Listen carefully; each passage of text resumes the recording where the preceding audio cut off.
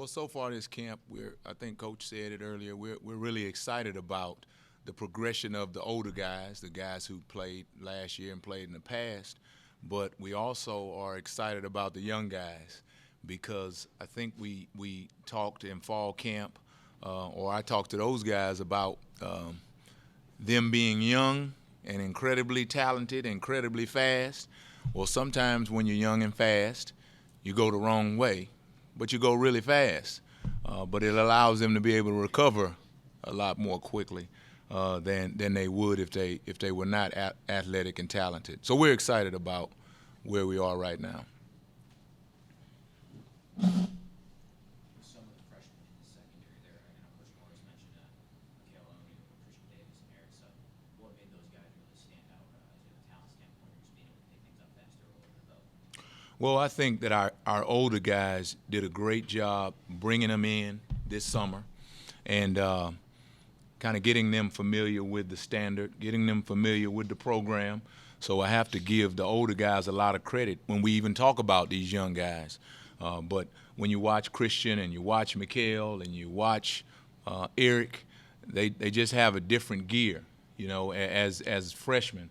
And, you specifically talk about Christian, and the first thing anyone who's been around him, any coach on the staff, the first thing that they'll say about him is that, man, that kid, he's really businesslike. He doesn't say much, but he's all about business. Well, you don't get that much in freshmen. Matt wasn't like that as a freshman, talking about Matt Davis. But you don't get that, and when you see guys that come in with a different attitude, a different approach to things as freshmen, that's really exciting. So that's the first thing. But then, like I said earlier, when you watch them run and we watch them move around and they do things athletically that you just don't coach, that's exciting. Coach Morris had also mentioned some few of the veteran guys that surprised him to you after camp. Who were some of those veteran guys maybe who were trying to prove themselves a little bit, who really stood out to you? Well, of course, Lawler is always he's Lawler, right? You put that in the dictionary, and that's consistency, that's leadership, that's toughness, that's effort. But some of the guys who have stood out to me thus far in camp, Nick Horton. Nick has done a great job, did a great job in the spring, great job this summer, and it has shown up in fall camp. Jackson Mitchell had some injuries in the spring, but has had a great camp. And, you kind of, just like Lawler, you kind of put a tag on him to be a consistent guy, so you expect that. Another guy, not necessarily from his play, but from his leadership, who has really stood out to us as a staff, is Darian Malines. Coach mentioned it, that he's a quiet leader, and he's always kind of been that. But there's been some places throughout this summer, some places throughout fall camp where he's stood up and he's grabbed a hold of the defense, as many of these young guys, they come in and they're looking for leadership, and he's really done a good job in that way. So those are the guys who, in my opinion, have really surprised so far. But there are others who are continually standing up. You mentioned Nick Horton. He played defensive end in high school, but he's been a linebacker since he's been here. What's been the keys or the biggest challenges to the transition back to the defensive line for him? Well, when Nick's a linebacker, he's really slow. And when he's a defensive end, he looks talented, athletic. No, I'm joking, but Nick was all for this move, and for us, it was an opportunity to get a guy who works hard, who loves the game, who gives great effort, who wants to contribute, for us to find a place that this guy can be successful. And moving him to defensive end has proven so far to be exactly the thing that has helped him. How much does depth up there up front really help you guys moving forward, particularly in terms of last year and stopping the run? Well, I'm a little guy, so I don't necessarily understand getting tired after a few plays. But those defensive linemen, those guys, you have to have them operating in a fresh state, because every play it's banging. Every play they got a body on them, and they're trying to push your body. Like I said, I'm a little guy, and I've operated in space And so as a coach, when we have Coach Wyatt, who understands that you have to have great depth and you have to be able to rotate those guys. You have to be able to get as many of them as you can ready to be able to play if you're going to be successful, then it's very important. And we're excited about the depth that we do have leaving fall camp and going into the season. How different is your defensive line and what you can do with it with Deion Green in for Mason Gentry? Well, they're both big guys, and today in recruiting, you can't find a lot of big guys, and so when we have big bodies like them and Ken McLaren, it gives us an advantage. It definitely gives us an opportunity, a chance to keep blockers off the linebackers, to hold a fort, so to speak, on the front line. And they're big guys, I say again, and you got to be able to rotate those guys. You got to be able to keep them healthy. You got to be able to keep them in a place where they can go in and they can give you a set of plays, and then you can send the golf cart out there and take them off the field and put another guy in. You heard the offensive coaches talk a lot about last year only having a fraction of playbook, and this year with more experience and new faces opening up a bit on defense with another year in the system and some new additions. Do you guys feel you can do a little bit more defensively as far as coverages or more looks than you did last year? Well, there's always the thin line, especially on defense, in that we don't want to constipate them. We don't want to give them too much. We always want them to be able to play fast.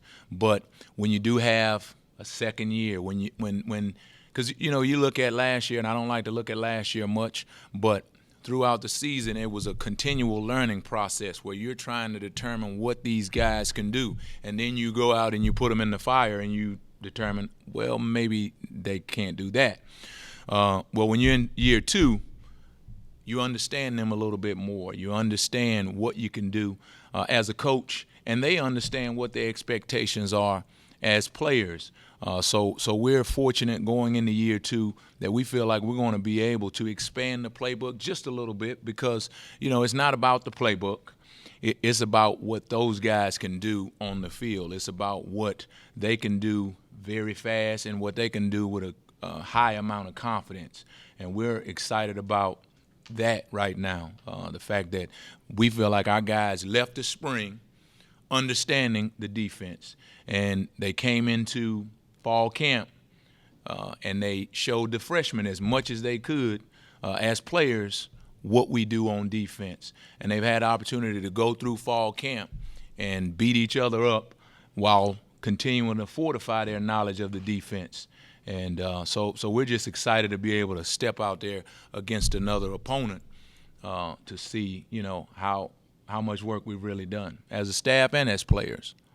You went through a few players last year at your star linebacker position. R.C. Cox is listed as your starter now. What does he bring to that position? Well, R.C. is a guy who has throughout last season, he's made plays. He's been a consistent guy. Not many mental errors. He runs well enough to play the position. Is a pretty good blitzer. But we're excited about Kyron Mitchell being able to, as well, help us fortify that position because he is a dynamic blitzer. And then he, as RC, also does a pretty good job in coverage. So both of those guys, along with young guys who may eventually emerge, give us we feel like a much better group of players, much more equipped to do the things that we want to do at that position this season. What is the timetable on Kyron? We don't like to talk about injuries, so I won't. So I'm not. So I won't. What concerns you the most about North Texas's offense? That, again, you've seen the personnel last year, you know the coaches, but you haven't seen them together. What concerns you the most about them? Well, like Coach Craddock said earlier, that first game, you're really concerned about yourself. And taking that approach is helpful in this case because of the fact that it's a new staff. And Graham Harrell is his first time as an offensive coordinator. And Coach Latrell has been here and he's been there and he has roots in different places. So there's a lot of unknown there. So we have studied different programs that these guys have been a part of and different philosophies, and I think that probably is the biggest thing, is that you go into a game and you just can't identify exactly how they will attack, because North Carolina is very different than Texas Tech in terms of the roots that these guys have. And you don't, once again, you don't want to constipate your players with that kind of stuff. But I think it's very concerning, when you kind of got to go into a game and you don't know. But really quickly, as we get into the game, you'll know. But when our guys go out there armed with rules and armed with the fundamentals of football, blocking, tackling, keeping the football contained, creating turnovers, then until we as coaches determine how they are trying to attack us, we'll be fine. Both sides of the ball, I guess last year was the last 4 minutes of the first half and the starting 4 minutes of the second half where you had walls. How did you guys work on that? You're trying to fix that. Well, we identified it as a staff. We identified it to our players, and we harped on it. And we had different times during the offseason where we talked about 4 over 4. 4 over 4 equals 1. If we could complete the 4 minutes before the half and then the 4 minutes after we came out of the halftime, we could complete a game, because those were the areas, offensively, defensively, special teams, those were the areas where we struggle. And one thing I'll say about our team is that they really bought into that. They took ownership. As coaches, we did too. There's some things we as coaches did during those times that didn't match up as well. So all parties took ownership, and that to solve a problem, you got to admit that there is one.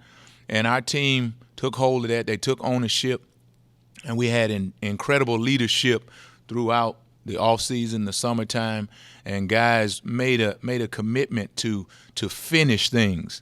Made a commitment. You know what? I'm going to cross the line, but I'm going to take one more step. And we feel like addressing those things and showing them this is where we jacked it up, and it's just that simple. And our guys, like I said, owning up to that and making a commitment that they would do everything they could throughout their work. Right? They hadn't played a game, but throughout their work and the times that they could to see things differently, to operate in a different way. Anything else? Thank you, guys. Thanks, guys.